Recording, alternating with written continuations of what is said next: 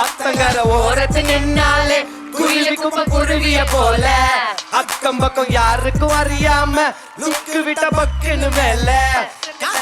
கசையில என் மனச இருக்குது செல்ல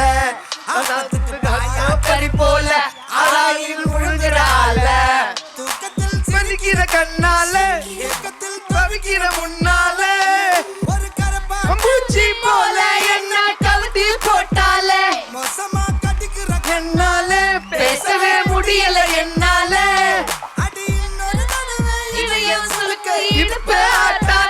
ஆத்தகர ஓரத்து நின்னாலே குயிலுக்கு குருவிய போல